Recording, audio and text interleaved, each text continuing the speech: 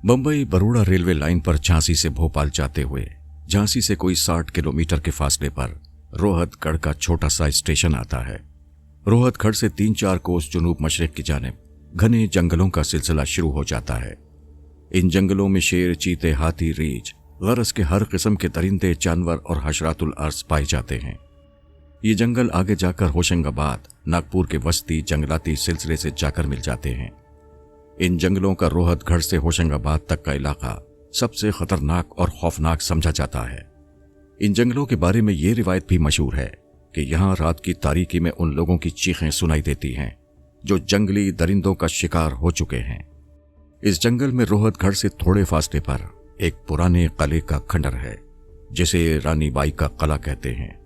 ये किला मुगलों के जमाने का है। कहते हैं इसे किसी मुगल सूबेदार ने अपनी कनीज रानी बाई के लिए बनवाया था। किले के अंदर रानी बाई का एक आलीशान महल था। इस महल के नीचे खुफिया सुरंग बनाई गई थी जो जमीन के अंदर ही अंदर रोहतगढ़ तक जाती थी।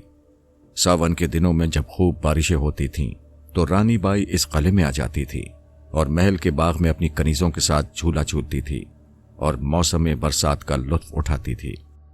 फिर एक दिन ऐसा हुआ कि रानी बाई की खून आलूद लाश महल के पाई बाग में पाई गई। रानी बाई के मुसलमान सूबेदार खाविंद ने रानी बाई की लाश को हिंदू रस्म के मुताबिक नजरे आतिश करने के बाद उसकी हड्डियां, जिसको हिंदू लोग फूल कहते हैं, महल के बाग में जहां रानी बाई की लाश मिली थी वहीं दफन करके ऊपर मढ़ी यानी संगे मरमर का एक चबूतरा बना दिया था जिसके ऊपर एक संगे मरमर की छोटी सी बारादरी थी। रानी बाई के इस किले के बारे में ये रिवायत बंबई तक मशहूर थी कि कभी कभी तारीक रातों में इस किले में से किसी औरत की सिसकियां भरने और कभी दर्द भरे गीत गाने की आवाजें सुनाई देती हैं।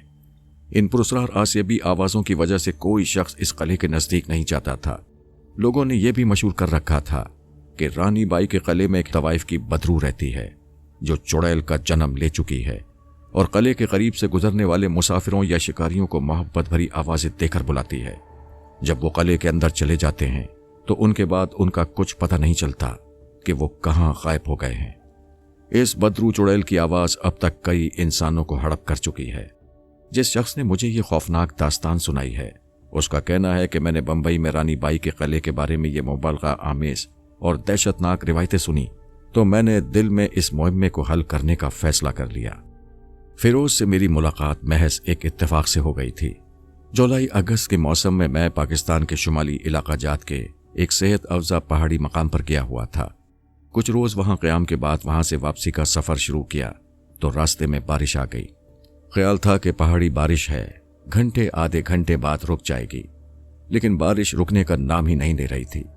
आसमान को सिया घंघोर घटाओं ने ढांप रखा था। बिजली रह रहकर चमक रही थी। ये तो कोई बारिश का तूफान था। हमारी बस एक मकाम पर जाकर रुक गई। मालूम हुआ कि आगे एक पहाड़ी पुल टूटकर बारिश में बह गया है। पहाड़ी इलाकों में अगर कोई सड़क या कोई पुल बारिश में बह जाए तो इतनी जल्दी ट्रैफिक के वास्ते दूसरा रास्ता नहीं बनाया जा सकता, खास तौर पर जबकि बारिश भी मूसलाधार हो रही हो। हम 15-20 मुसाफिर एक लग्जरी कोच में सफर कर रहे थे। कोच के ड्राइवर ने जहां गाड़ी खड़ी की थी वो एक छोटा सा पहाड़ी गांव था। जरा बुलंदी पर एक रेस्ट हाउस भी था। ड्राइवर ने मुसाफिरों से कहा, आप लोगों को परेशानी जरूर हुई होगी, लेकिन ये मजबूरी है। आगे पुल बारिश में बह गया है, शायद आप लोगों को रात यहीं गुजारनी पड़ी। मुसाफिरों में शदीद मायूसी फैल गई। सबके चेहरे लटक गए, मगर बारिश के आगे किसी का जोर नहीं चल सकता था। सिर्फ एक उधेड़ उम्र का चौड़े शानों वाला एक मुसाफिर ऐसा था जिस पर इस सूरत हाल का कोई असर नहीं हुआ था। वो बड़े सुकून के साथ अपने ओवरकोट के कॉलर ऊपर किए, सर पर स्वाति टोपी पहने, चाय की दुकान के साइबान के नीचे लोहे की कुर्सी पर बैठा सिगरेट पी रहा था। मैंने दिल में सोचा कि यह आदमी तो बिल्कुल ही बेहिस और डल किस्म का है, या फिर इस किस्म की तकलीफों और नागहानी आफतों का आदी मालूम होता है। उसकी सुहाती टोपी के किनारों पर उसके बालों की सफेदी छलक रही थी। उसकी उम्र 50 साल के करीब होगी, मगर जिस्म सेहतमंद और मुतनासिब था। एक मुसाफिर ने ड्राइवर से कहा, हम लोग रात कहाँ बसर करेंगे? बेहतर है कि तुम हमें वापस ले चलो। ड्राइवर ने कहा, साहब फिक्र ना करें, ऊपर महकमा जंगलात का एक पुराना रेस्ट हाउस है, वहां आप लोगों के सोने का बंदोबस्त हो जाएगा। बाकी 2-4 आदमी कोच के अंदर भी सो सकते हैं। सूरज बादलों के पीछे ढलना शुरू हो गया था और दिन की रोशनी मान पड़ने लगी थी। ड्राइवर ये कहकर ऊपर रेस्ट हाउस की तरफ चला गया कि आप लोग तब तक चाय की दुकान में चाय वगैरह पिएं, मैं ऊपर आप लोगों के सोने का इंतजाम करता हूं। चाय की दुकान पहाड़ी सड़क के किनारे पर ही थी। पथरीली स्लेटों वाली ढलवान छत के नीचे एक बड़ा सा बरामदा था। एक तरफ दुकान का मालिक चाय वगैरह पकाता था। बरामदे में लकड़ी की बोसीदा 2-4 मेजों के गिर्द लोहे की कुर्सियां पड़ी थीं। एक जानिब लकड़ी के 2-3 बेंच भी रखे हुए थे। कुछ मुसाफिर कुर्सियों पर और कुछ बेंचों पर बैठ गए और चाय वगैरह पीने में मसरूफ हो गए। मैं सबसे अलग हटकर दीवार के साथ लगे लकड़ी के बेंच पे बैठा चाय पी रहा था और बरामदे के बाहर सड़क पर बारिश का नजारा भी कर रहा था। चाय के होटल के मालिक ने बादलों की वजह से शाम का अंधेरा जल्द गहरा होता देखकर बरामदे की छत पर लगा हुआ बल्ब रोशन कर दिया था। मैंने लंबा कोट पहन रखा था और सर्दी से बचने के लिए गले में मफलर भी लपेटा हुआ था। छत के लकड़ी के शैतीर से लटकते हुए बल्ब की रोशनी मेरे चेहरे पर पड़ रही थी। इत्तेफाक से वो उधेड़ उम्र का आदमी जिसका मैं जिक्र कर चुका हूं, उस पर इस परेशान सूरत हाल का कोई असर नहीं हुआ था। मुझसे चंद गज के फासले पर एक मेज के पास कुर्सी पर अकेला बैठा चाय पी रहा था। मैंने महसूस किया कि वो शख्स मेरी तरफ बड़े गौर से देख रहा है। मैंने कोई ख्याल ना किया और खामोशी से बैठा चाय पीता रहा। कुछ देर बाद ही वो शख्स कुर्सी से उठा और मेरे करीब आकर बड़ी शाइस्तगी से बोला, क्या मैं आपके पास बैठ सकता हूं? मैं उसके मुहज़्ज़िबाना अंदाज़े गुफ्तगू से मुतासिर हुआ था। मैंने बेंच पर जरा सा पीछे सरकते हुए कहा, जरूर, तशरीफ रखिए। और वो शख्स अपने गर्म ओवरकोट को समेटते हुए मेरे पास बेंच पर बैठ गया। फिर उसने जेब से पाइप निकालकर उसमें पहले से भरे हुए तंबाकू को अंगूठे से दबाकर उसे सुलगाया और 2-1 हल्के से कश लगाने के बाद मुझसे मेरा नाम लेकर यूं मुखातिब हुआ, आप वही हैं ना जो आजकल अखबारों और रिसालों में पुरस्कार और किसी हद तक दहशतनाक एडवेंचर कहानियां लिख रहे हैं? मैंने कहा, जी हाँ, मैं वही हूं। मैंने आपकी एक किताब में आपका फोटो देखा था, वहीं से मैंने आपको पहचाना है। फिर वो मुझसे शुमाली इलाकाजात के मौसमों और बारिश की बातें करने लगा। मैं हूं हाँ में जवाब देता रहा। उस आदमी के चेहरे के नकूश तीखे थे, रुखसारों की हड्डियां उभरी हुई थीं। चेहरे का रंग जो कभी सुर्ख व सफेद होगा अब गंदुमी रंगत इख्तियार कर चुका था। साफ महसूस हो रहा था कि उस शख्स ने जिंदगी और वक्त के बड़े गर्म सर्द मौसम देखे हैं। उसकी नस्वारी आंखों में भी जहानत की बड़ी चमक थी। वो पाकिस्तान के शुमाली इलाकाजात के जंगलों के बारे में बड़े माहिराना अंदाज में गुफ्तगू कर रहा था। लगता है आपको इन जंगलात का काफी तजुर्बा है। वो पाइप को अपने होंठों से अलग करते हुए बोला, इन जंगलों का तो मुझे इतना तजुर्बा नहीं, लेकिन भारत के जंगलों में मैंने काफी वक्त गुजारा है। भारत के जंगलों में पाकिस्तान बनने से पहले मैं भी थोड़ी बहुत आवारागर्दी कर चुका था। इससे पहले कि मैं उससे कोई सवाल करता, उसने बुझे हुए पाइप को अंगूठे से दबाने के बाद दोबारा सुलगाया और कहने लगा, भारत के जंगलों के बारे में तुमने बहुत कुछ लिखा है और काफी हद तक दुरुस्त लिखा है, लेकिन उन पुरस्कार जंगलों में मुझे जो तजुर्बे हुए हैं वो तुमसे बहुत मुख्तलिफ हैं। मैंने पूछा, क्या आप शिकारी रह चुके हैं? जिम कार्टरेट की तरह कोई पेशावर शिकारी तो नहीं था, लेकिन थोड़ा बहुत शिकार खेल लेता था, महज खेल की खातिर। ज्यादातर मुझे उन जंगलों की पुरस्कार रिवायतें उनकी तरफ खींच कर ले गई थीं। मैं पुरस्कार और मावराई चीज़ों को पसंद करता हूँ और मुझे पुरस्कार राजों का सुराग लगाने और उन्हें बेनकाब करने और असल हकीकत मालूम करने का शुरू ही से बड़ा शौक रहा है। फिर उसने अचानक चेहरा मेरी तरफ घुमाकर आहिस्ता से कहा, तुम जो पुरस्कार कहानियां लिखते हो वो मुझे फर्जी कहानियां लगती हैं, लेकिन मेरे पास एक ऐसी पुरस्कार कहानी है जो तुम सुनोगे तो तुम्हारे रोंगटे खड़े हो जाएंगे। तुम्हें यकीन नहीं आएगा कि आज के मॉडर्न और कंप्यूटर साइंस के ज़माने में ऐसा भी हो सकता है, लेकिन ऐसा होता है, ऐसा हुआ है और ऐसा मेरे साथ हुआ है। ये कहानी नहीं बल्कि मेरी आप बीती है। वो चुप हो गया और खामोशी से पाइप पीते हुए जैसे किसी गहरी सोच में डूब गया। बारिश उसी तरह हो रही थी। शाम का अंधेरा छा चुका था। मैं इस पुरस्कार शख्स की कहानी जरूर सुनना चाहता था। जब मैंने उसके आगे अपने इश्तियाक का इजहार किया तो वो बोला, मैं तुम्हें यह हैरत अंगेज कहानी जरूर सुनाऊंगा। शायद इसीलिए मैं वहां से उठकर तुम्हारे पास आकर बैठा हूं।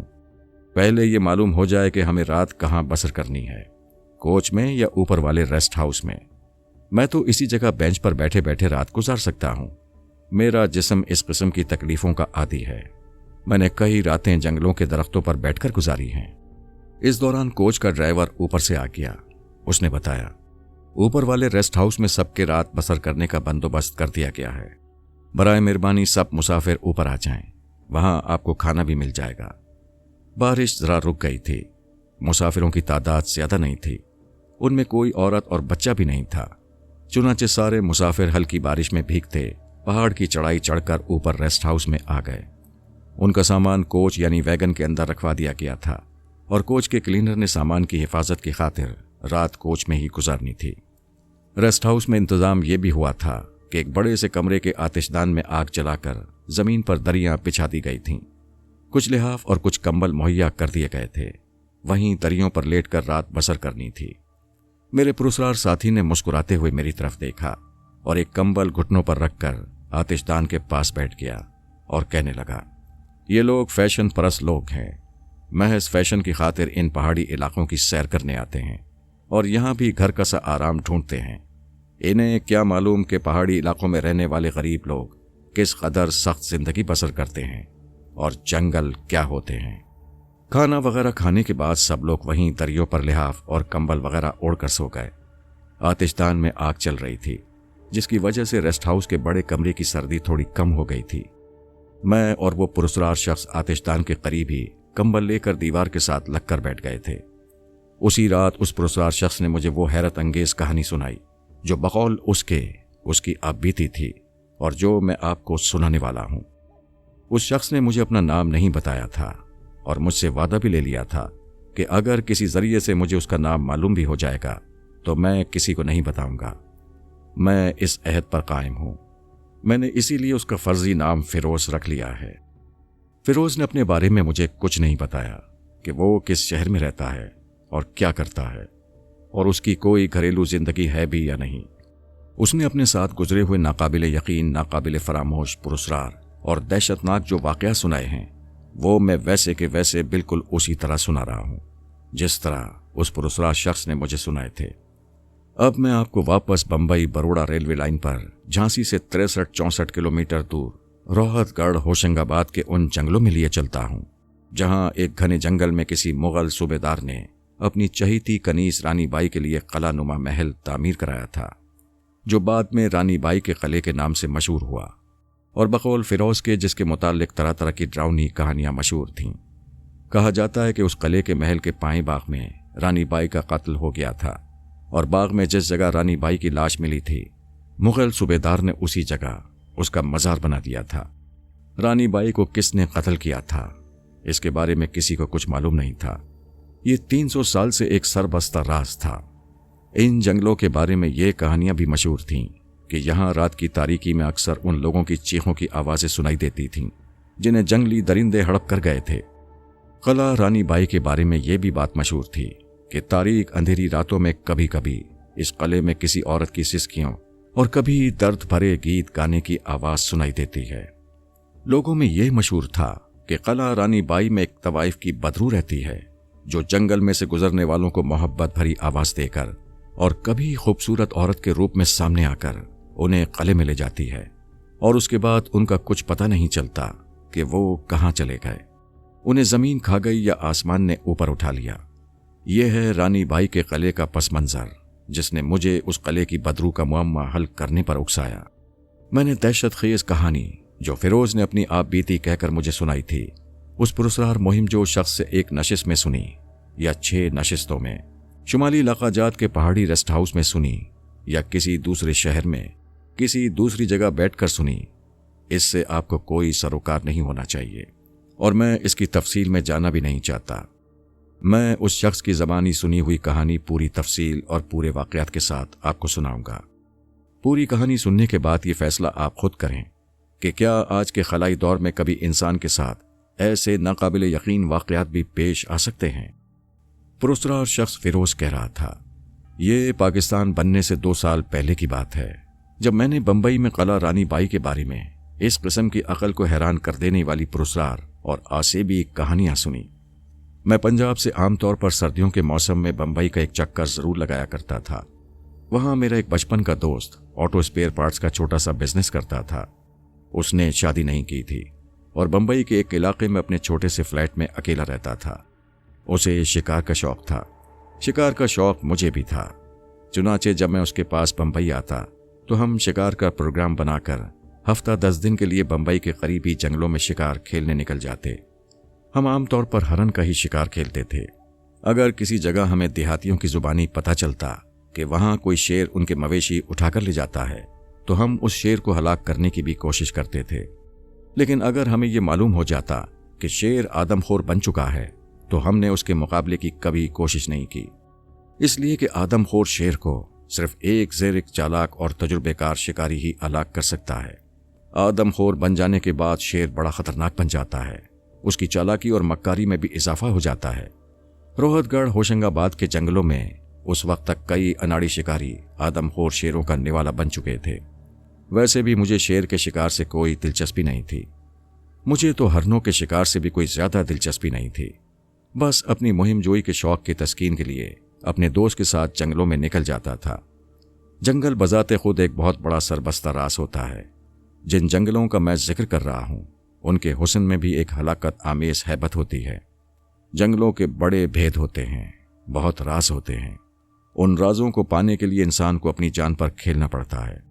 जब मैंने कला रानी बाई के बारे में पुरस्कार किस्म की अजीब व गरीब कहानियां सुनी तो मैंने उस किले के राजों को बेनकाब करने का फैसला कर लिया। अपने इस फैसले को मैंने अपने बम्बई के दोस्त, जिसका नाम जमशेद था, से भी पोशीदा रखा।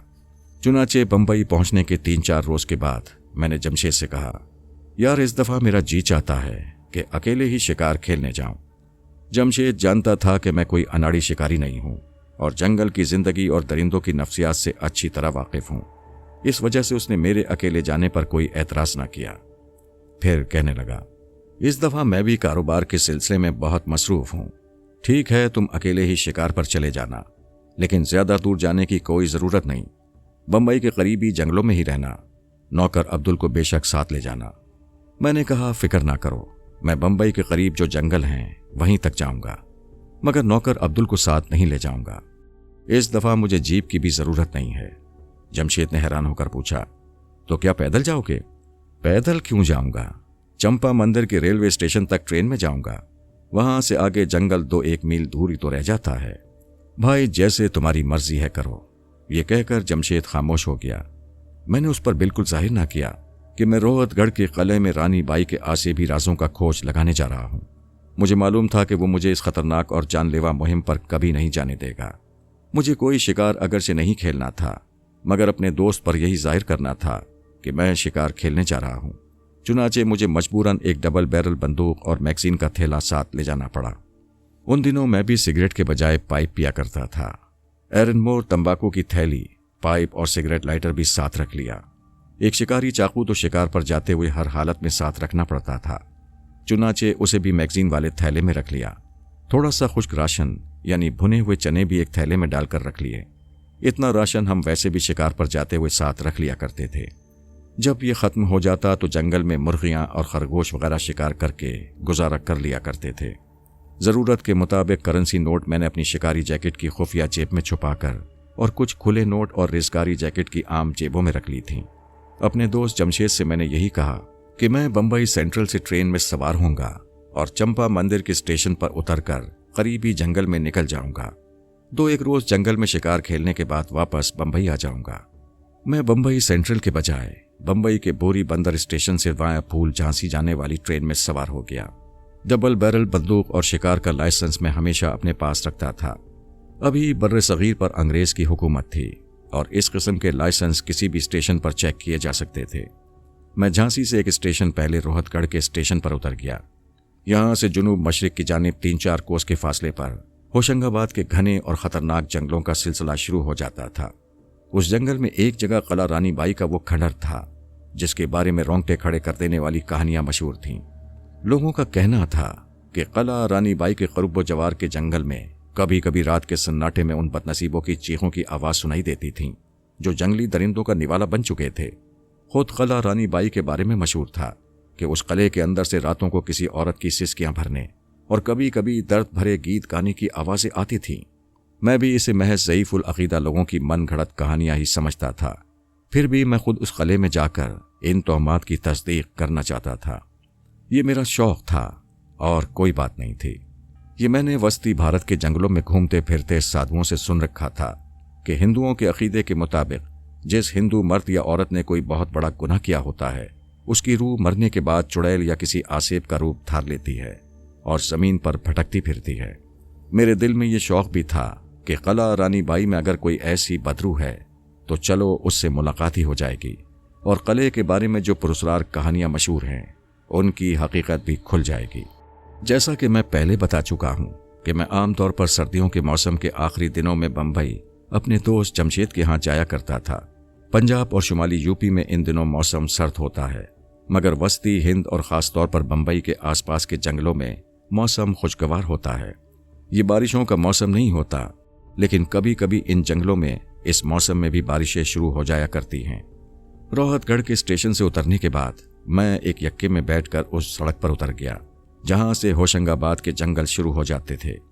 محکمہ جنگلات کی طرف سے یہاں جنگل میں بعض جگہوں پر چھوٹے چھوٹے پگڈنڈی نما راستے بنائے ہوئے تھے۔ یہ کچے راستے جنگل کے ایک حصے کو دوسرے سے الگ کرتے تھے۔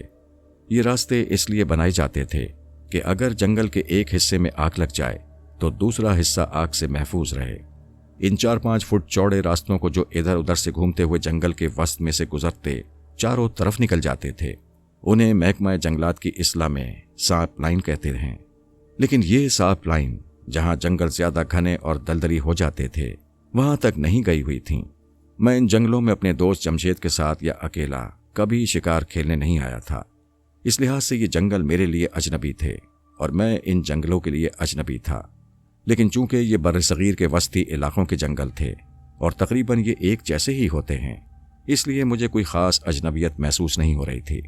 فرق صرف اتنا ہوتا ہے کہ کوئی جنگل کم خطرناک ہوتا ہے اور کوئی جنگل زیادہ خطرناک اور دشوار گزار ہوتا ہے۔ ویسے ان ہوشنگ آباد کے جنگلوں کے بارے میں نے سن رکھا تھا کہ یہاں شیر، چیتے، ریچھ اور بھیڑیے عام ہوتے ہیں اور شکاری بھی ان جنگلوں میں پھونک پھونک کر قدم رکھتے ہیں۔ میں نے شکار تو کھیلنا نہیں تھا، میرا ٹارگٹ رانی بائی کا قلعہ تھا جس کے رازوں کو میں بے نقاب کرنا چاہتا تھا، اور اگر واقعی وہاں کسی عورت کی بدروح راتوں کو سسکیاں بھرتی تھی اور درد بھرے گیت گاتی تھی تو میں اس سے ملنا چاہتا تھا اور پوچھنا چاہتا تھا کہ اس نے کیا گناہ کیا تھا جس کی پاداش میں اسے یہ سزا ملی۔ میں جنگل میں داخل ہو گیا تھا اور ایک سانپ لائن پر یعنی جنگل کے 2 بلاکوں کے درمیان محکمہ جنگلات کی طرف سے بنائی گئی پگڈنڈی پر چلا جا رہا تھا۔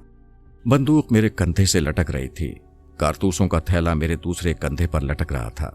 دن کے 10 بجے کا وقت تھا، موسم خوشگوار تھا، دھوپ درختوں کے اوپر نکلی ہوئی تھی۔ درخت اتنے گنجان اور ساتھ ساتھ اگے ہوئے تھے کہ ان کے نیچے ہلکا ہلکا اندھیرا تھا۔ میں گنجان جنگلوں کا عادی تھا، خطرہ اگر تھا تو صرف یہ تھا کہ کسی طرف سے اچانک کوئی آدم خور شیر نہ نکل آئے۔ آدم خور شیر انسان کی بو پاتے ہی اس کے پیچھے لگ جاتا ہے اور ایسی مکاری سے پیچھا کرتا ہے کہ بڑے سے بڑے شکاری کو بھی پتہ نہیں چلتا۔ پھر موقع پاتے ہی آدم خور شیر آدمی کو دبوچ کر لے جاتا ہے۔ جو شیر آدم خور نہیں ہوتا وہ آدمی پر بھوکا بھی ہو تو حملہ کرنے سے گریز کرتا ہے۔ دوسرا خطرہ ریچھ کا ہوتا ہے، چالاکی عیاری بالکل نہیں جانتا، آدمی کو دیکھ کر سامنے آ کر کھڑا ہو جاتا ہے اور حملہ کر کے آدمی کو سینے کے ساتھ بھینچ کر اس کی پسلیاں توڑ پھوڑ دیتا ہے۔ آدمی اگر بھاگ جائے تو اس کا پیچھا شروع کر دیتا ہے اور بڑی مشکل سے جان چھوڑتا ہے۔ چلتے چلتے میں ایک ڈھلان اترنے لگا۔ ڈھلان جہاں جا کر ختم ہوتی تھی وہاں جھاڑیاں تھیں اور چھوٹا سا نالا بہہ رہا تھا۔ میں نالا عبور کرنے لگا تو اچانک جھاڑیوں میں حرکت پیدا ہوئی۔ میں وہیں رک گیا، مجھے شیر کی مخصوص بو آ گئی تھی۔ میں آہستہ آہستہ ایک قدم کر کے پیچھے ہٹتا کیا۔ اتنے میں ایک شیرنی نے جھاڑیوں میں سے نکل کر اپنا بھاری سر اٹھا کر میری طرف دیکھا۔ میں بالکل ساکت کھڑا رہا۔ شیر کے مقابلے میں شیرنی بہت متلون مزاج ہوتی ہے، اس کا کچھ پتہ نہیں ہوتا کہ کب آدمی پر حملہ کر دے، خاص طور پر جب وہ پورے دنوں سے ہوتی ہے تو سخت چڑچڑی ہو جاتی ہے اور ذرا سی مداخلت پر غضبناک ہو جاتی ہے۔ لیکن میں نے دیکھ لیا تھا کہ یہ شیرنی پورے دنوں سے نہیں تھی۔ چند سیکنڈ تک وہ میری طرف اپنی چمکیلی آنکھوں سے دیکھتی رہی، میں بھی اسے خاموشی سے ساکت کھڑا دیکھتا رہا۔ پھر اس نے منہ کھول کر جمائی لی اور نالے میں سے گزر کر جنگلوں کے درختوں کی طرف چلی گئی۔ میں نے خدا کا شکر ادا کیا، اگر وہ مجھ پر حملہ کر دیتی تو میری 2 نالی بندوق کا فائر اس کو ہلاک نہیں کر سکتا تھا۔ میں بھی نالا پار کر کے دوسری طرف نکل گیا۔ میری معلومات کے مطابق رانی بائی کا قلعہ نالے کی دوسری جانب جنگل کے تیسرے بلاک میں ایک تالاب کے عقب میں वहां से कोई 2 फरलांग के फासले पर था। शहर की सड़क पर तो आदमी 2 फरलांग का फासला पैदल चलकर भी बड़ी जल्दी तय कर लेता है, मगर जंगल में और खास तौर पर घने जंगल में कोई सड़क तो होती नहीं। आदमी को बड़ी अक्लमंदी से काम लेते हुए समत को दुरुस्त रखते हुए खुद रास्ता बनाना पड़ता है, और 2 फरलांग काफी वक्त ले जाते हैं। अगर मुझे जंगलों में घूमने फिरने का तजुर्बा ना होता तो मेरे लिए रानी बाई के किले तक पहुंचना नामुमकिन था। भरी हुई डबल बैरल गन मैंने अपने सीधे हाथ में उठा रखी थी ताकि किसी भी खतरे का हर वक्त मुकाबला कर सकूं। मैं झाड़ियों और दरख्तों की लटकती हुई शाखों में रास्ता बनाता आहिस्ता आहिस्ता आगे बढ़ रहा था। कई दरख्तों की जड़ें जमीन से बाहर निकली हुई थीं, कहीं कोई दरख्त जड़ से उखड़कर गिर पड़ा था। आखिर घने दरख्तों का दुश्वार गुजार रास्ता खत्म हो गया और सामने थोड़ी सी खुली जगह आ गई। उस खुली जगह पर भी ऊंची ऊंची कद्दे आदम घास उगी हुई थी। इस घास को हाथी छुपवा घास कहते हैं। मतलब ये कि इसमें से गुजरते हुए हाथी भी छुप जाता है। जंगली जानवरों ने इस घास में छोटा सा रास्ता बना दिया था। मैं उस रास्ते पर फूंक फूंक कर कदम बढ़ाता उस घास के कते से भी बाहर निकल आया। आगे फिर जंगल था, मगर दरख्त अलग अलग खड़े थे। एक खाई आ गई, मैं उसमें उतर गया। खाई की दूसरी जानिब बाहर निकला तो सामने एक छोटा सा टीला था जिसकी ढलान झाड़ियों ने ढांप रखी थी। मैं टीले के पहलू से होता हुआ दूसरी जानिब आया तो सामने बांस के दरख्तों के झुंड के दरमियान एक छोटा सा तालाब और उसके पीछे एक देव हैकल किले की स्याही माइल भूरी दीवार दिखाई दी। यही रानी बाई का वो पुरस्कार किला था जिसकी मुझे तलाश थी और जिसके बारे में रोंगटे खड़े कर देने वाली कहानियां मशहूर थीं। मैं तालाब के पास आ गया। तालाब ज्यादा बड़ा नहीं था। उसके 3 तरफ बांस के दरख्तों के झुंड थे। एक जानिब यानी जिस जानिब मैं खड़ा था, दीवार के दरख्तों के नीचे से होती हुई एक पगडंडी आगे को निकल गई थी। उस पगडंडी पर से एक रास्ता झाड़ियों के दरमियान से होता रानी बाई के किले की तरफ जाता था। मैं उस रास्ते पर चलते हुए किले की दीवार के सामने आकर रुक गया। किले की दीवार के पत्थर कई जगहों से उखड़ चुके थे और वहां झाड़ियां उग आई थीं। ये बोसीदा खंडरनुमा दीवार काफी बुलंद थी। मैं दीवार के साथ साथ चलता किले के दरवाजे के सामने आ गया। उस मेहराबी दरवाजे के दोनों पट गायब थे। दरवाजा ज्यादा चौड़ा नहीं था। उसकी दोनों जानिब गोल चबूतरे थे। उन चबूतरों की शिकस्ता दीवारें भी आधी झाड़ियों में छुपी हुई थीं। अंदर एक ड्योढ़ी थी जहां धुंधला धुंधला सा अंधेरा था। मैं ड्योढ़ी में आ गया। ड्योढ़ी के फर्श की बड़ी बड़ी सिलें टूट फूट चुकी थीं। मैंने देखा कि ड्योढ़ी के कोने पर एक जीना था जो ऊपर को जाता था। मैं जीने की 4-5 सीढ़ियां चढ़ा तो आगे दीवार आ गई। खुदा जाने ये दीवार वहां किस लिए बनाई गई थी। मैं नीचे उतर आया और ड्योढ़ी पार करके किले के सहन में आ गया। सहन छोटा सा था। उसके वस्त में गोल दायरे में पत्थर का फव्वारा था। फव्वारा तो टूट फूट गया था, सिर्फ उसकी गोल दीवार ही बाकी रह गई थी। फव्वारे के अंदर घास उग रही थी। फव्वारे के दूसरी जानिब फिर एक सुरंगनुमा ड्योढ़ी थी। मैं आहिस्ता आहिस्ता कदम उठाता उस सुरंगनुमा ड्योढ़ी से भी गुजर गया। अब मैं रानी बाई के किले के दरमियानी हिस्से में था। यहां 3 जानिब राहदारियां थीं। उनके संगे मरमर के पतले पतले सुतून थे। राहदारियों के ऊपर महल के झरोके थे जिनकी 12 दरियों के साथ जंगली बेलें लिपटी हुई थीं।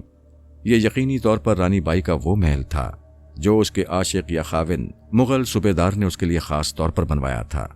मैं खामोश खड़ा ये सब कुछ देख रहा था। जिस चीज ने मुझे अपनी तरफ मुतवज्जे किया वो सहन में एक तरफ गोल चबूतरे पर बनी हुई छोटी सी 12 दरी थी। मैं 12 दरी के पास आ गया। 12 दरी के अंदर एक मखरूती बुर्जी थी। मैं समझ गया कि यह रानी बाई की वो मुड़ी है जहां रानी बाई के कत्ल होने के बाद उसकी लाश को जलाकर उसकी हड्डियां यानी फूल दफन किए गए थे। चबूतरे का फर्श भी टूट फूट चुका था और कहीं कहीं घास उगी हुई थी। मढ़ी के बर्जी का रंग भी बारिशों और धूप की वजह से सियाह पड़ चुका था। मैं मढ़ी के चबूतरे से उतरकर राहदारी में फिरने लगा। एक जगह से जीना ऊपर महल के चौपारे में जाता था। मैं जीना तय करके ऊपर आ गया।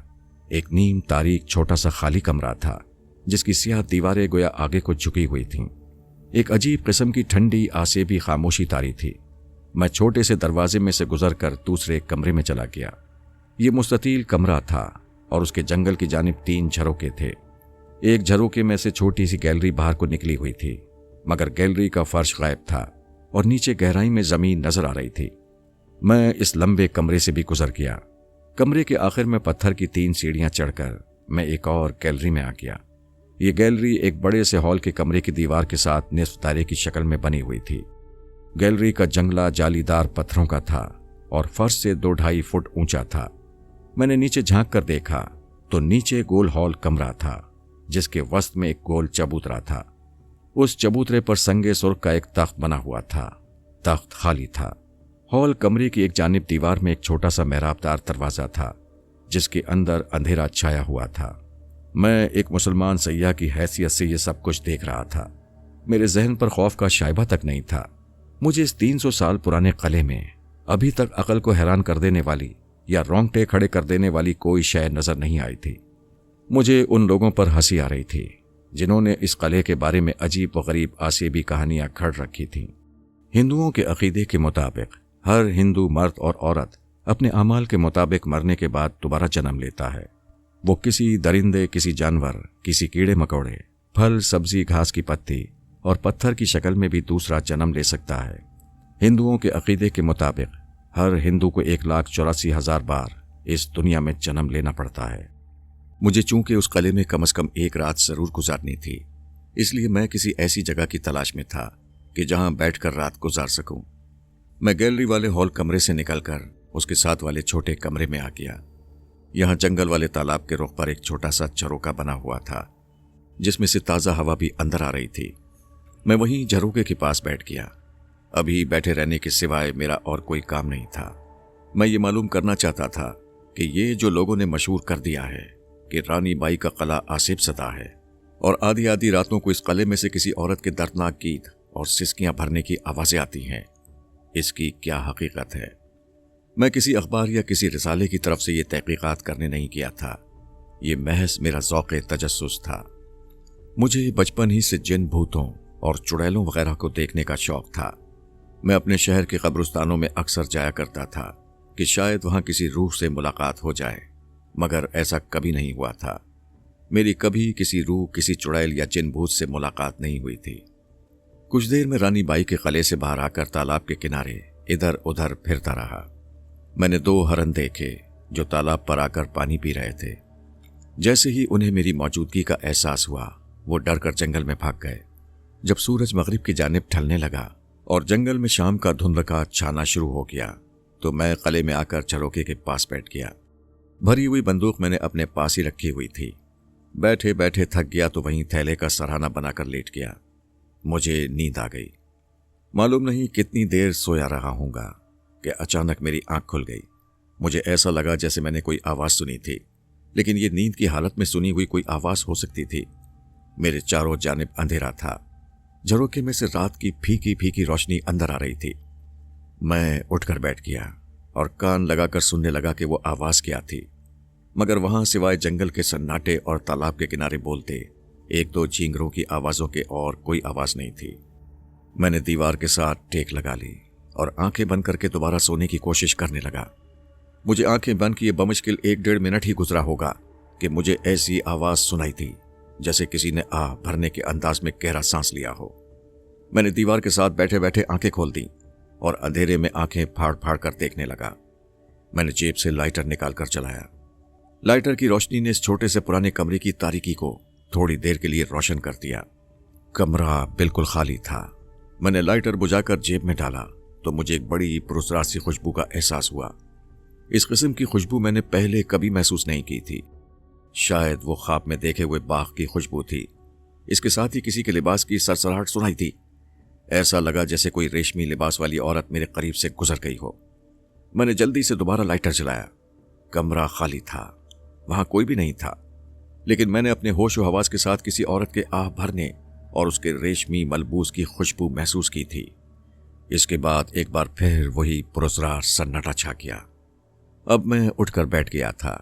मैं समझ गया था कि कुछ न कुछ होने वाला है। अचानक जंगल में से इंसानी चीखों की आवाज़ें बुलंद हुईं। यकीन करें, मैं जो अपनी तरफ से बड़ा हकीकत परस्त और बहादुर बनता था, एक बार मैं भी खौफ से लरस गया। ऐसा लग रहा था जैसे किसी दरिंदे ने अचानक किसी इंसान को दबोच लिया हो और उसे फाड़ रहा हो। दूसरे लम्हे चीखों की आवाज़ बंद हो गई और जंगल की खामोशी और ज्यादा गहरी और दहशतनाक हो गई। मुझे याद आ गया, इस किले के बारे में यह बात भी मशहूर थी कि किले के आसपास जंगल में से रात के वक्त उन बदनसीब इंसानों की चीखें सुनाई देती हैं जिन्हें जंगली दरिंदों ने हड़प किया था। मैं सोच में पड़ गया। इसका मतलब था कि कम से कम ये रिवायत जरूर सच्ची थी। मेरी नींद गायब हो चुकी थी। मैं किले के छोटे से वीरान कमरे के झरोखे के पास कान लगाए इस इंतजार में बैठा था कि देखें अब कौन सी आवाज सुनाई देती है। मैंने लाइटर जलाकर अपनी कलाई पर बंधी हुई घड़ी पर निगाह डाली। रात के 11:15 बज रहे थे। मैंने गर्दन ऊंची करके पत्थर के झरोखे में से बाहर देखा। जंगल ऐसे साकित और खामोश था जैसे किसी ने उस पर जादू फूंक दिया हो। मैंने जंगल की कई रातें देखी थीं। जंगल कितना ही खामोश क्यों ना हो, उसकी खामोशी में भी कोई ना कोई आवाज जरूर सुनाई दे जाती है। किसी दरख्त की सूखी शाख के अपने अचानक गिरने की आवाज, किसी भटके हुए परिंदे की आवाज जो रास्ता भूलकर इधर आ निकला हो, या फिर दूर किसी भेड़िए वगैरह के बोलने की आवाज, और कुछ नहीं तो कहीं ना कहीं कोई झींगर जरूर बोल रहा होता है। लेकिन इस जंगल में तो मौत की खामोशी छा गई थी। ऐसा लगता था जैसे जंगल की हर चीज बेजान हो गई है, या फिर किसी ने जंगल की हर शय पर खामोशी का तिलस्म फूंक दिया है। मैं एतराफ करता हूं कि इस बेजान खामोशी का असर मुझ पर भी होने लगा था, और मुझे यूं महसूस होने लगा था जैसे मेरे दिल ने भी धड़कना बंद कर दिया है। और मैंने जल्दी से अपना हाथ सीने पर रखा। मेरा दिल धड़क रहा था, मगर उसकी धड़कन बड़ी मुश्किल से महसूस हो रही थी। इतने में मुझे किसी औरत की सिसकियां भरने की आवाज सुनाई दी। मेरे कान खड़े हो गए, बल्कि यूं कहना चाहिए कि ये पुरस्कार आसे भी आवाज सुनकर कुछ देर के लिए मेरे जिस्म के रोंगटे भी खड़े हो गए थे। लेकिन अपने हकीकत पसंद मिजाज की वजह से मैंने बड़ी जल्दी अपने हवास पर काबू पा लिया और सिसकियों की आवाज को बड़े गौर से सुनने लगा। सिसकियों की आवाज किसी गमजदा औरत की थी जो कभी तो मुझे अपने बिल्कुल करीब महसूस होती और कभी दूर चली जाती।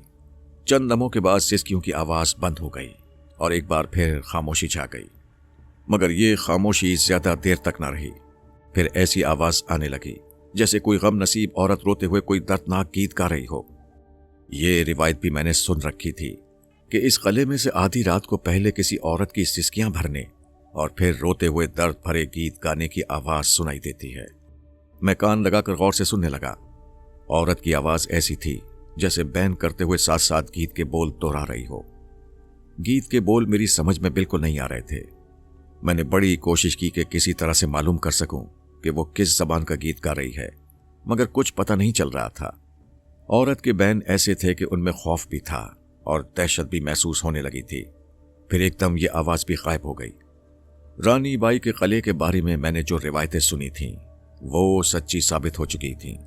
अब मैं ये मालूम करना चाहता था कि इसकी हकीकत क्या है और ये औरत कौन है जो पहले सिसकियां भरती रही थी और फिर दर्द भरे गीत गाते हुए रो रही थी। मैंने बैठे बैठे अंदाजा लगा लिया था कि ये आवाजें किले की उस जानिब से आ रही हैं जिस तरफ किले का बड़ा कमरा था, जिसकी दीवार के साथ निस्फ दायरे में संगे सुर्ख की पुरानी गैलरी बनी हुई थी। मैंने बंदूक संभाली और उठकर दबे पांव कमरे से बाहर निकलकर गैलरी वाले कमरे की तरफ बढ़ा।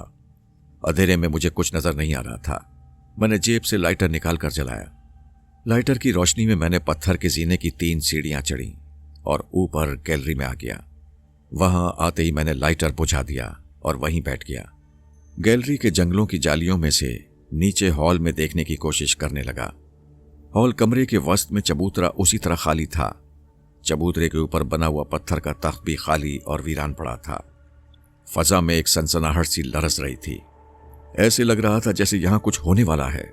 मैं पत्थर की जाली के साथ लगकर चुपचाप और तम बखुद सा होकर बैठा नीचे देख रहा था। अजीब बात यह है कि हॉल कमरे की दीवारों पर अंधेरा था, मगर कमरे के दरमियान में खुदा जाने कहां से धुंधली धुंधली रोशनी आ रही थी। ये रोशनी धुंध की तरह सिर्फ चबूतरे और उसके ऊपर वाले खाली तख्त ही महदूद थी। जंगल की तरफ तो पहले ही सन्नाटा तारी था। सनसनाहट की लरसती हुई आवाज ऐसी थी जैसे ये किसी आवाज की सदाए बासगश्त हो और आहिस्ता आहिस्ता मध्यम पड़ रही हो। फिर ये आवाज भी गुम हो गई। मैंने अपनी शिकारी और जहां गर्दी की जिंदगी में कई रातें जंगलों, सहराओं और बियाबानों में काटी हैं, मगर ऐसी खामोशी मैंने किसी जगह महसूस नहीं की थी। ये खामोशी की खामोशी थी। मौत का सुकूत भी इस खामोशी के सामने कोई हैसियत नहीं रखता था। मुझे अपना वजूद इस खामोशी में पत्थर के मुजस्मे में तब्दील होता महसूस होने लगा था। मैंने जल्दी से अपने जिस्म पर हाथ फेरा और खुदा का शुक्र अदा किया कि मैं पत्थर का मुजस्मा नहीं बना था। मैं इस अजली और अबदी और बहुत हद तक आसेब ज़दा सुकूत का हिस्सा भी था। और इसका तमाशाई भी था। ये दहशतनाक सुकूत ज्यादा देर तक कायम ना रहा और अचानक मुझे किसी औरत के बैन करने की मध्यम आवाज सुनाई दी। आवाज ऐसे लग रहा था जैसे कले के किसी दूसरे हिस्से से आ रही है, लेकिन इस आवाज से मौत की खामोशी का तिलिस्म टूट गया था। औरत के आहिस्ता आहिस्ता बैन करने और रोने की आवाज करीब होती जा रही थी। मैंने इस आवाज को पहचान लिया था। ये वही आवाज थी जिसे मैं झरोके वाले कमरे में बैठा पहले भी सुन चुका था। ये उसी बदनसीब औरत की आवाज थी। मुझे ये सवाल परेशान कर रहा था कि ये किस औरत की आवाज है। ये कौन बदनसीब औरत है जो आधी रात के वक्त इस वीरान किले में आकर रो रही है। मैं इस औरत को अपनी जिंदगी की कोई जिंदा हस्ती समझ रहा था, लेकिन बहुत जल्द ये मुअम्मा हल हो गया। लेकिन मुअम्मा इस तरह हल हुआ कि हल होने के बाद उसने एक ऐसे मुअम्मे की शक्ल इख्तियार कर ली जिसका हल शायद किसी को मालूम नहीं था।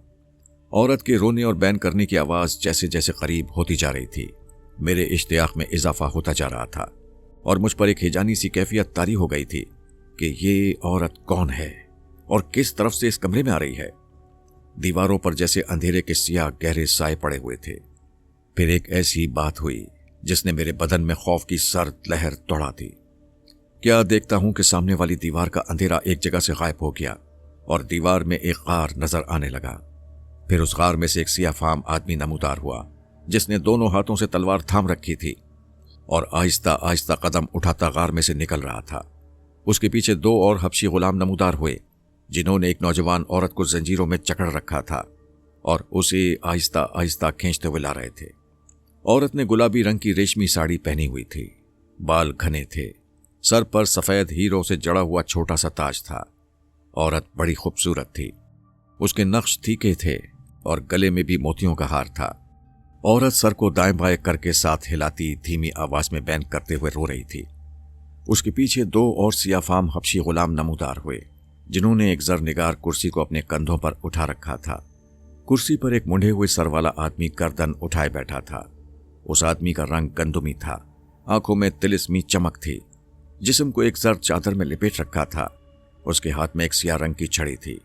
वो इस शान से कुर्सी पर बैठा था जैसे इस किले का मालिक हो। ये जुलूस कमरे के वस्त में चबूतरे के पास आकर रुक गया। मुंडे हुए सर वाले आदमी की कुर्सी हबशी गुलामों ने चबूतरे के सामने आहिस्ता से रख दी।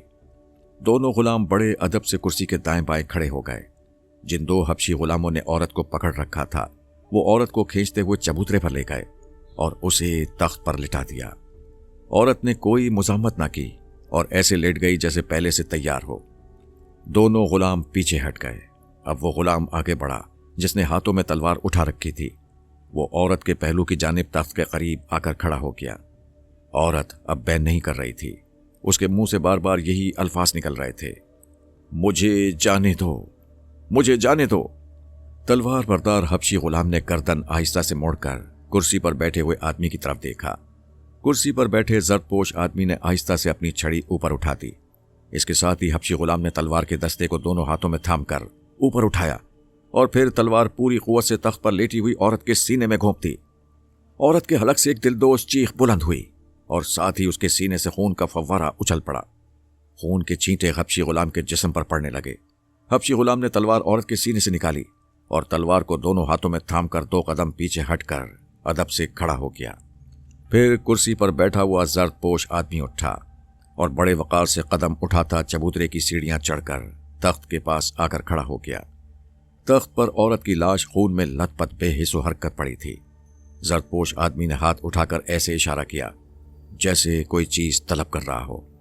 उसके हाथ का इशारा पाकर कुर्सी के दोनों जानिब खड़े हबशी गुलाम दौड़कर चबूतरे के पास आ गए। फिर उन्होंने चबूतरे की दीवार में से पत्थर की सिल को पीछे हटाया। अंदर से एक सियाह मर्तबान निकाला जिसका मुंह ढक्कन से बंद था। गुलामों ने सियाह मर्तबान जरदपोश के सामने तख्त पर औरत की लाश के पास रख दिया और खामोशी से पिछले पांव चबूतरे से उतर गए। मैं ये मंजर खौफजदा आंखों से देख रहा था और हैरान हो रहा था कि यह सब कुछ मैं ख्वाब में देख रहा हूं या आलम बेदारी है। मेरी समझ में कुछ नहीं आ रहा था। मैं दहशत ज़दा जरूर था और पत्थर की जाली से लगा पत्थर बनकर यह खूनी खेल देख रहा था। जरदपोश आदमी ने सियाह मर्तबान का ढक्कन अलग कर दिया और अजीब से मंत्र पढ़ने शुरू कर दिए। मंत्र पढ़ते हुए थोड़ी थोड़ी देर के बाद वो औरत की लाश पर मर्तबान में से कोई राख सी निकालकर छिड़क देता था आहिस्ता आहिस्ता औरत की लाश में से धुएं की सियाह लहरें उठना शुरू हो गईं। ये धुआं औरत की लाश से अलग होकर लहरों की शक्ल में उसके ऊपर गोल दायरे में चक्कर लगाने लगा था। जैसे जैसे धुएं की लहरें गहरी सियाह हो रही थीं, औरत की लाश गायब होने लगी थी। फिर औरत की लाश गायब हो गई और उसकी जगह तख्त के ऊपर सियाह धुएं का एक गोला सा चक्कर लगा रहा था। जरदपोश आदमी ने मंत्र पढ़ते पढ़ते अपना एक हाथ बुलंद किया। धुएं का गोला घूमते घूमते छोटा होता चला गया। फिर उस धुएं ने एक औरत के जिस्म की शक्ल इख्तियार कर ली। जैसे ही धुआं औरत के जिस्म में तब्दील हुआ, जरदपोश आदमी ने धुएं को अपनी मुट्ठी में बंद कर लिया। धुआं औरत के छोटे से जिस्म की शक्ल में जरदपोश आदमी की मुट्ठी में बंद था। वो मंत्र उसी तरह पढ़ता जा रहा था। उसकी आवाज पहले से बुलंद हो गई थी। फिर जरदपोश आदमी ने मंत्रों का जाप करते हुए अपनी वो मुट्ठी मर्तबान के अंदर डाल दी, जिसमें औरत की लाश का धुआं मुजस्सम रूप में था। कुछ देर अपनी मुट्ठी मर्तबान के अंदर डाले रखने के बाद जरदपोश आदमी ने एक झटके से अपना हाथ मर्तबान से बाहर निकालकर मर्तबान का मुंह ढक्कन से बंद करके ढक्कन को अच्छी तरह से कस दिया और दोनों बाजू फैलाकर छत की तरफ देखकर हलक से एक चीख की आवाज निकाली और मर्तबान को दोनों हाथों में थाम कर आहिस्ता आहिस्ता चबूतरे की सीढ़ियां उतरकर उस जगह आ गया जहां चबूतरे की दीवार में से सिल को हटाकर मर्तबान बाहर निकाला गया था। जरदपोश आदमी के इशारे से दो हबशी गुलाम आगे बढ़े। उन्होंने जरदपोश के हाथों से सियाह मर्तबान अपने हाथों में ले लिया और फिर मर्तबान को चबूतरे के शिगाफ के अंदर रखकर पत्थर की सिल से चबूतरे की दीवार के शिगाफ को बंद कर दिया। जरदपोश आदमी वापस मुड़ा और कदम कदम चलकर अपनी जर निगार कुर्सी पर जाकर बैठ गया। दोनों गुलामों ने कुर्सी को अपने कंधों पर उठा लिया। जिस हबशी गुलाम ने औरत के सीने में तलवार घोंपी थी, वो खून आलूद तलवार दोनों हाथों में थामकर उसे ऊपर उठाए कुर्सी के आगे आगे चलने लगा। बाकी दोनों गुलाम पीछे हो गए और सर झुकाए कुर्सी के पीछे पीछे अदब से चलने लगे। ये अजीब व गरीब जुलूस उस दीवार की तरफ बढ़ रहा था जिसके शिगाफ में से ये निकला था। दीवार सारी तारीकी में डूबी हुई थी। सिर्फ जहां गारनुमा शिगाफ था वहां हल्की हल्की पुरस्रार सी रोशनी थी। जरदपोश आदमी अपने गुलामों के साथ दीवार के गारनुमा शिगाफ में दाखिल होते ही मेरी नजरों से ओझल हो गया। इसके साथ ही हॉल कमरे में तारीकी छा गई। चबूतरे और तख्त पर पहले जो धुंधली धुंधली रोशनी दिखाई दे रही थी वो भी अब गायब हो चुकी थी। मेरी आंखों के सामने खूनी ड्रामा खेला गया था। मैं हैरान बल्कि हैरत ज़दा वहीं का वहीं बैठा था और सोच रहा था कि जो कुछ मैंने देखा है क्या वो हकीकत थी या महज मेरा वहम था। क्या ये सब कुछ हकीकी दुनिया में हुआ था या सब कुछ आलम मावरा में वकूफ़ पजीर हुआ था। अगरचे ये सारी बातें, सारे खूनी मंजर जो मैंने देखे थे मेरी आंखों के सामने हुए थे, लेकिन इसके बावजूद मेरी समझ में नहीं आ रहा था कि तख्त पर पड़ी औरत की लाश कैसे गायब होकर धुआं बन गई थी। मेरे ज़ौक़े तजस्सुस ने कहा कि चबूतरे की दीवार की सिल हटाकर सियाह मर्तबान निकालकर उसे खोलकर देखूं कि उसके अंदर सचमुच धुआं अभी तक औरत के जिस्म की शक्ल में ही है कि नहीं।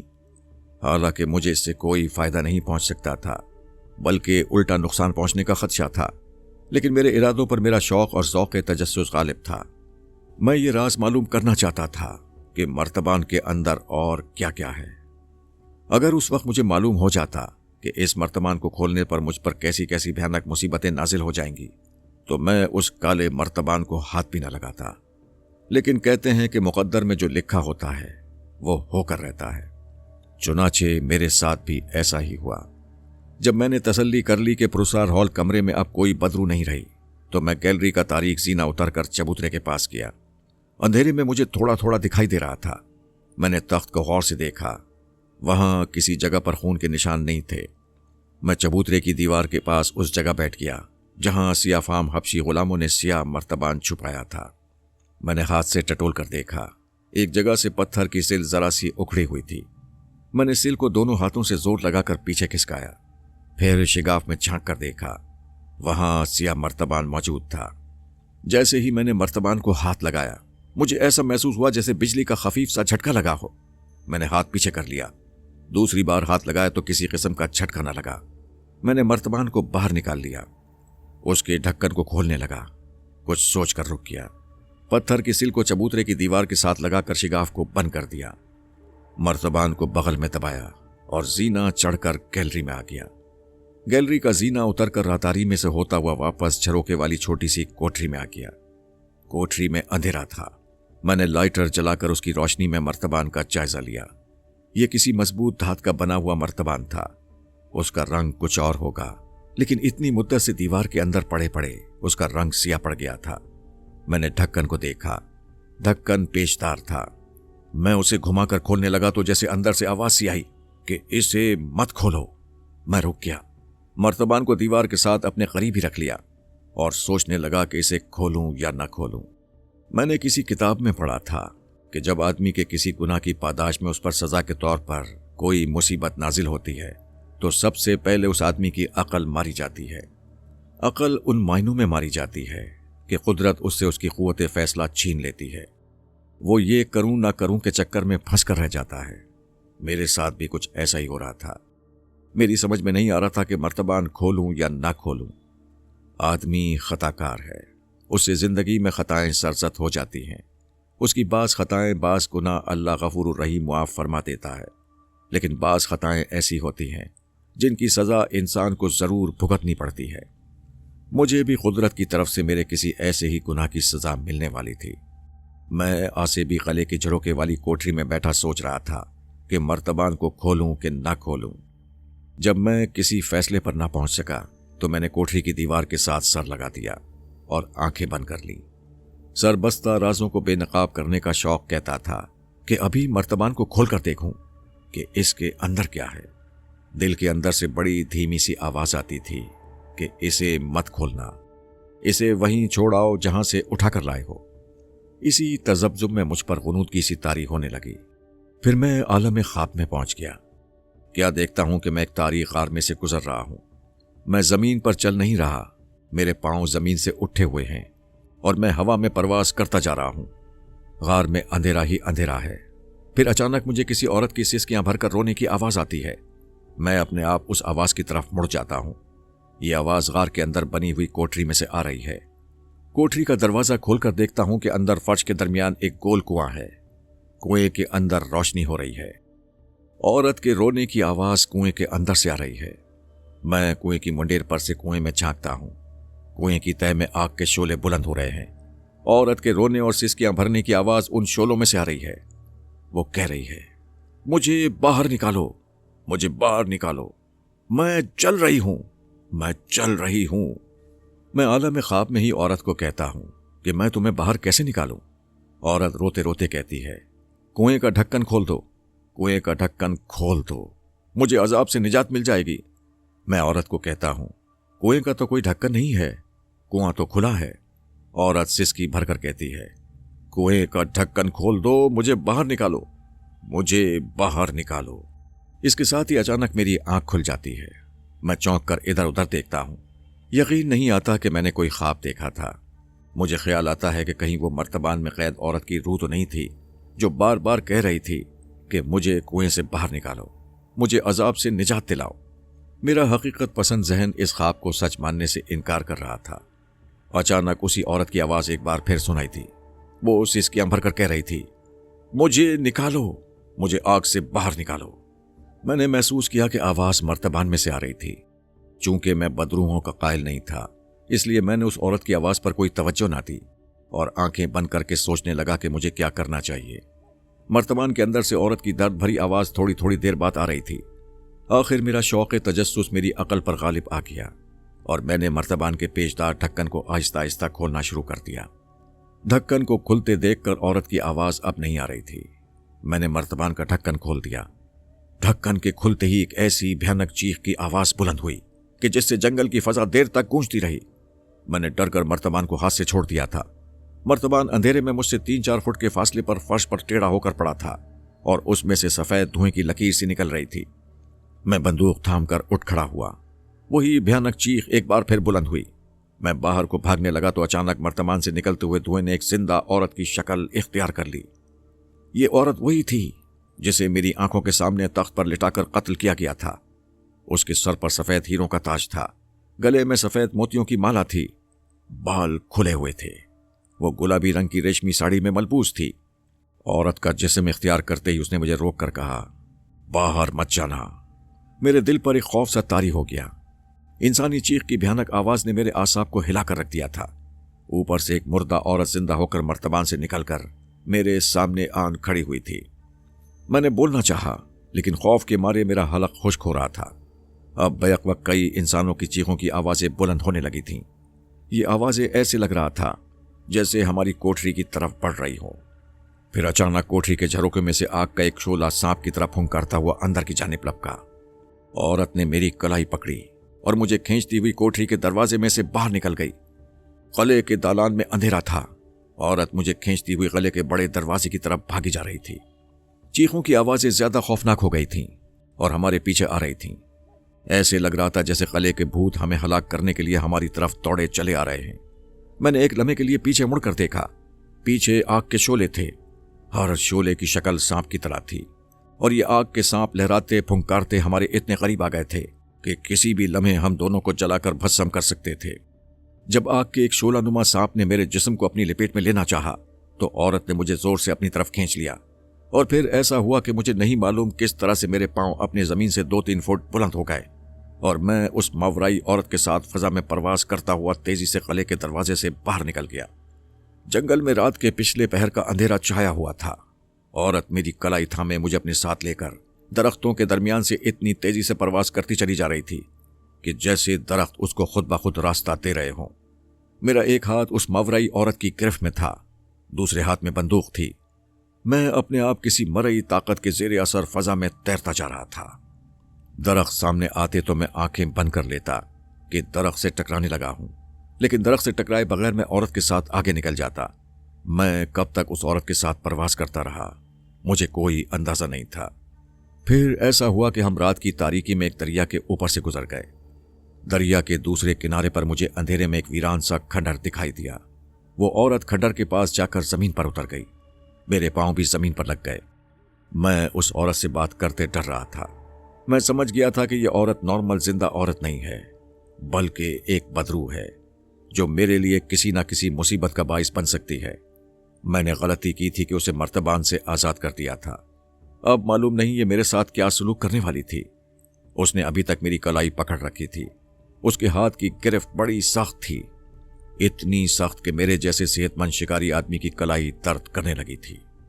जब वो मुझे साथ लेकर खंडर में दाखिल होने लगी तो मैंने अपने कदम रोक लिए और हिम्मत करके उस औरत से पूछा, मैं तुम्हारे साथ नहीं जाऊंगा, तुम मुझे छोड़ दो। मैंने तुम्हें आजाद कर दिया है, अब जहां जी चाहे चली जाओ। औरत ने मेरी कलाई छोड़ दी। वो बिल्कुल मेरे करीब खड़ी थी। आसमान पर सुबह का उजाला नमूदार होने लगा था। शहर की धुंधली रोशनी में उस औरत की आंखें सियाह हीरो की तरह चमक रही थीं। उस चमक में एक मोहब्बत और रहम का एहसास था। ये औरत दराज कद थी और इसमें कोई शक नहीं कि बहुत खूबसूरत थी। उसका रंग कंदुमी था, मगर चेहरे के नकूश बड़े दिलकश थे। कहने लगी, तुमने मुझे रग्गू की कैद से आजाद करके मुझ पर इतना बड़ा एहसान किया है कि तुम इसका अंदाजा नहीं कर सकते। तुम्हारी जिंदगी की हिफाजत अब मेरा फर्ज बन चुका है। मैंने कहा, मुझे तुम्हारी हिफाजत की जरूरत नहीं है, मैं अपनी हिफाजत खुद कर सकता हूं और मुझ पर मेहरबानी करो और मेरा पीछा छोड़ दो। ये कहकर मैंने बंदूक कंधे पर रखी और वापस जाने के लिए मुड़ा तो उस औरत ने पीछे से मेरा बाजू पकड़ लिया और बोली, मैं तुम्हें मरने नहीं दूंगी। मैंने अपना बाजू छुड़ाते हुए कहा, मेरी जिंदगी और मौत मेरे अल्लाह के इख्तियार में है। औरत ने एक बार फिर मेरा बाजू पकड़ लिया। हाँ, मैं जानती हूं, मैं तुम्हारे बारे में इतना कुछ जानती हूं कि तुम खुद भी नहीं जानते। मैं ब्राह्मण घर में पैदा हुई थी, लेकिन मैं इस्लाम कबूल कर चुकी हूं। मैं भी मुसलमान हूं। मैं जानती हूं जिंदगी और मौत अल्लाह के इख्तियार में है, लेकिन अल्लाह का यह हुक्म है कि अपनी जिंदगी की हिफाजत करो और जानबूझकर अपने आप को हलाकत में ना डालो। मैं हैरान सा होकर उस औरत को देख रहा था। ये एक कत्ल हो चुकी औरत की रूह या बदरू थी, मगर बिल्कुल नॉर्मल जिंदा औरत की तरह बोल रही थी। अजीब बात थी कि अब मुझे उससे बिल्कुल खौफ महसूस नहीं हो रहा था, मगर मैं उसके पास एक सेकंड के लिए भी ठहरने को तैयार नहीं था। मैं इस रूहों बदरूहों के चक्कर में नहीं पड़ना चाहता था। खुदा के लिए मेरी जान छोड़ दो। तुम एक बदरू हो, मैंने तुम्हें कत्ल होते और मरते देखा है। तुम एक मुर्दा औरत हो, तुम एक बदरू हो, छोड़ दो मुझे।